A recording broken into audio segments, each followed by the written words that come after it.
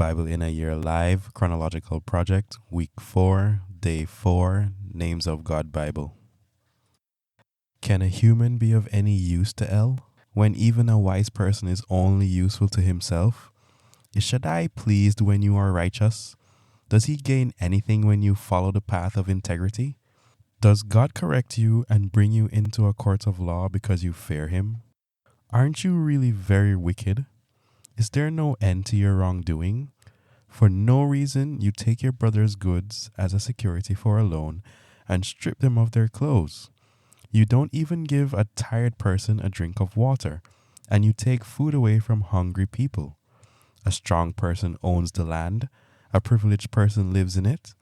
You send widows away empty-handed, and the arms of orphans are broken. That is why traps are all around you, and great fear suddenly grips you. That is why darkness surrounds you, and you cannot see, and a flood of water covers you. Isn't Eloah high above in the heavens? Look how high the highest stars are. You ask, what does El know?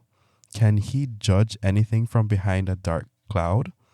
Thick clouds surround him so that he cannot see. He walks above the clouds. Are you following the path that wicked people have taken? They are snatched up before their time. A river washes their foundation away. They told El, leave us alone. What can Shaddai do for us? Yet he filled their homes with good things. The plan of the wicked is foreign to my way of thinking. The righteous saw it and were glad, and the innocent made fun of them by saying, indeed, their wealth has been wiped out, and a fire has burned up what little they had left. Be in harmony and at peace with God. In this way you will have prosperity. Accept instruction from his mouth. If you return to Shaddai, you will prosper. If you put wrongdoing out of your tent, and lay your gold down in the dust, and put your gold from afar among the pebbles in the rivers, then Shaddai will become your gold, and your large supply of silver.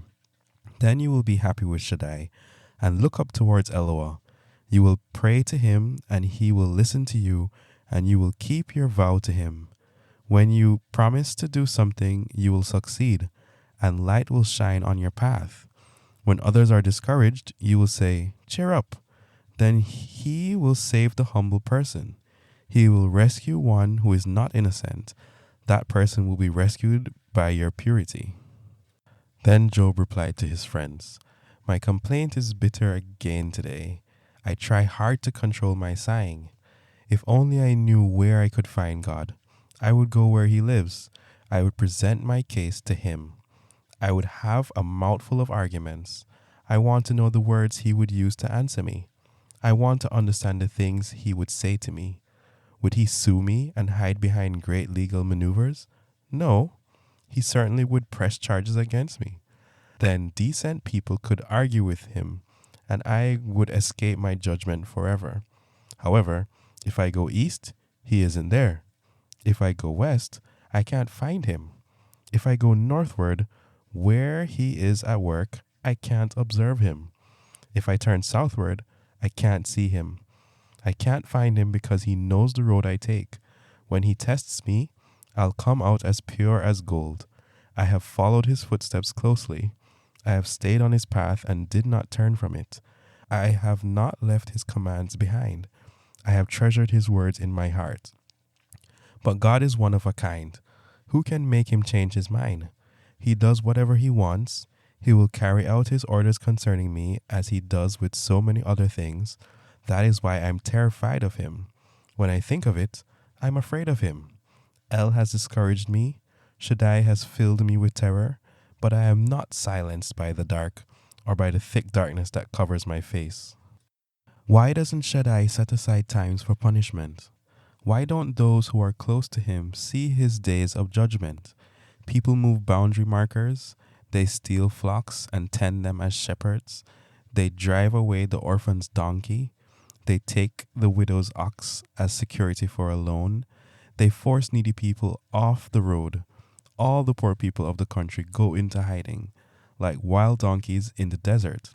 Poor people go out to do their work looking for food. The plains provide food for their children.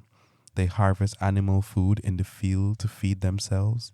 They pick the leftover grapes in the wicked person's vineyard. All night they lie naked, without a covering from the cold. They are drenched by the rainstorms in the mountains.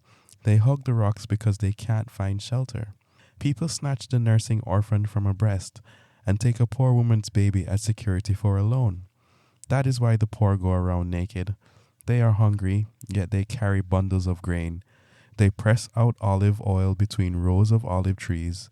They stomp on grapes in wine vats, yet they are thirsty. Those dying in the city groan. Wounded people cry for help, but Eloah pays no attention to their prayers. Such people are among those who rebel against the light. They are not acquainted with its ways. They do not stay on its paths. At dawn, murderers rise. They kill the poor and needy. At night, they become thieves. Adulterers watch for twilight. They say, "No one is watching us," as they cover their faces. In the dark, they break into houses, but by day they lock themselves in. They do not even know the light, because morning and deep darkness are the same to them, because they are familiar with the terrors of the deep darkness. Such people are like scum on the surface of the water. Their property is cursed in the land. People do not travel the road that goes to their vineyards. Just as drought and heat steal water from snow, so the grave steals people who sin. The womb forgets them. Worms feast on them. No one remembers them anymore, and wickedness is snapped like a twig. These men take advantage of childless women. These men show no kindness to widows. God will drag away these mighty men by his power. These people may prosper, but they will never feel secure about life. God may let them feel confident and self-reliant, but his eyes are on their ways. Such people may be prosperous for a little while, but then they are gone. They are brought down low and disappear like everything else. They wither like heads of grain. If it isn't so, who can prove I'm a liar and show that my words are worthless? Then Bildad from Shua replied to Job, "Authority and terror belong to God.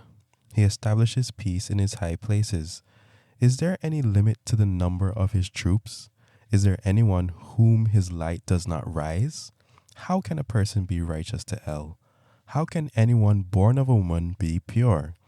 Even the moon isn't bright, and the stars aren't pure in his sight. How much less pure is a mortal who is only a maggot, a descendant of Adam, who is only a worm?"